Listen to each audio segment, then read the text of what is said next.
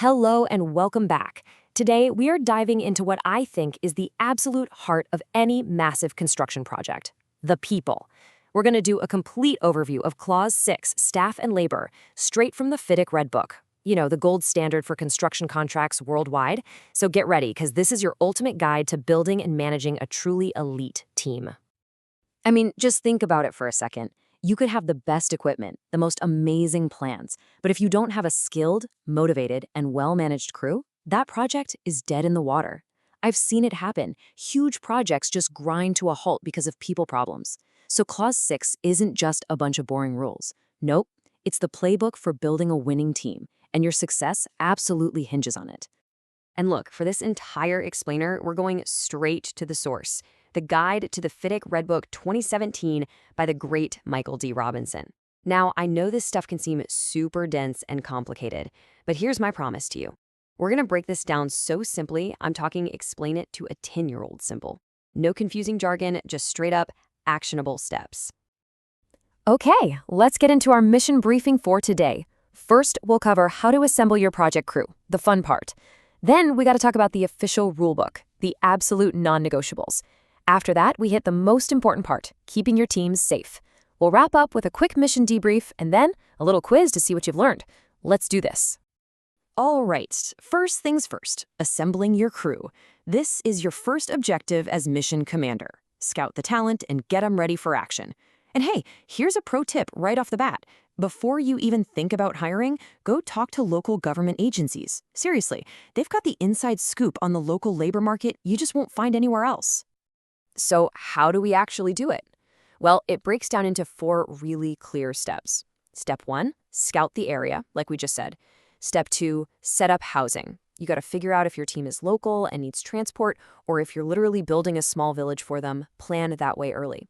3, and this is a big one, recruit fairly.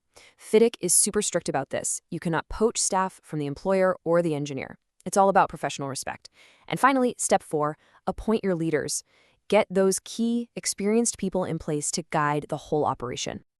Okay, so you've got the team. Now it's time to learn the rule book. And let me be clear, ignoring these rules, not an option. It'll lead to fines, delays, and a reputation you really don't want. These are the laws of the land for your project. Think of this as your essential compliance checklist. Let's break down why these matter so much. First, wages. Paying according to local law and union deals isn't just about following rules. It's how you get and keep the best people. Simple as that. Second, labor laws. You have to comply with everything, especially things like work permits for your international staff. It's crucial. And third, working hours. Respecting rest days isn't just nice, it prevents burnout, keeps people safe, and actually makes them more productive. And this quote right here, it just shows how seriously FIDIC takes this stuff. This isn't just about giving someone a day off. It's a massive statement about respecting the local culture and their traditions. Building a good relationship with the community you're working in, that is priceless, and this rule is a huge part of it. Okay, team assembled, rules understood. Now for the part that, honestly, matters more than anything else. This isn't just about ticking boxes. This is about real leadership. Our number one job at the end of every single day is to make sure every person on our team goes home safe. Period. Here's how we do it. So I want to ask you a question. Just take a second and picture it. What does a truly world-class, safe and healthy base camp look like to you? It's got to be more than just hard hats, right? Go ahead, drop your ideas in the comments. I'd love to see what you think is essential. And here's what the contract demands. And wow, it is incredibly thorough. You're not just building a work site, you see. You're basically building a temporary town.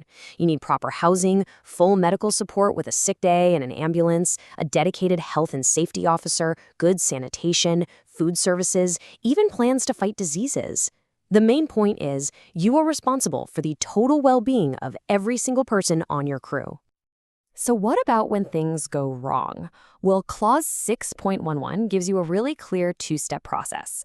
Think of it like this. If there's a small issue on site, your own security team handles it. But if it's a serious disturbance, something that threatens safety, you immediately escalate and call the local authorities. There's no in-between. Whew, we have covered a ton of ground here, so let's slow down for a second and bring it all together. It's time for a mission debrief to lock in everything we've learned into a clear command summary. And here it is, your leadership blueprint, right here on one slide. Respect local laws, pay people fairly, don't steal staff, make safety and welfare your absolute #1 priority, put good leaders in charge, and document everything. At the end of the day, being a great mission commander isn't about paperwork. It's about building a culture of respect and safety that makes everyone want to do their absolute best work. All right, team, you've gotten the briefing. Now it's time to see if you were paying attention. Let's fire up a super quick quiz to make sure this knowledge is locked in. You ready? Let's do it. Okay, question 1. We talked about a really important rule when it comes to recruiting with integrity. Who are you absolutely 100% forbidden from trying to poach staff from? And for question number 2, we know safety is everything. To make sure of it, Clause 6.7 says you have to appoint one person with a very specific official title. What is that title? Okay, let's see how you did. The answer to number 1 is the employer. Of course, that rule is there to keep things professional and collaborative.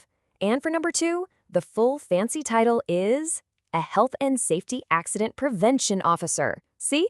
It's not just a safety guy. It's an expert focused on preventing accidents before they happen. If you got both of those, fantastic work. So, what are the big ideas to take away from all this? First, Clause 6 is your complete rulebook for managing your team. Second, never forget that your people are your most valuable asset and their safety is absolutely non-negotiable. Third, local laws are your Bible. Follow them to the letter. And finally, remember that good planning for your team isn't just paperwork. It is the foundation for a successful project. I really hope this deep dive into Clause 6 was super helpful for you. And you should definitely join me for the next one, where we're going to get our hands dirty with Clause 7, Plant Materials and Workmanship. We'll dig into how you make sure you're using the right gear and the best quality work to build something that truly lasts. You won't want to miss it. And hey, before you click away, if this explainer helps you out, do me a favor and hit that like button.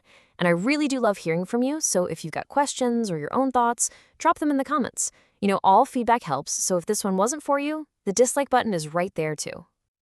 And finally, make sure you follow and subscribe so you don't miss your next mission briefing. Thank you so much for joining the explainer. Until next time, keep building, keep leading, and please stay safe out there.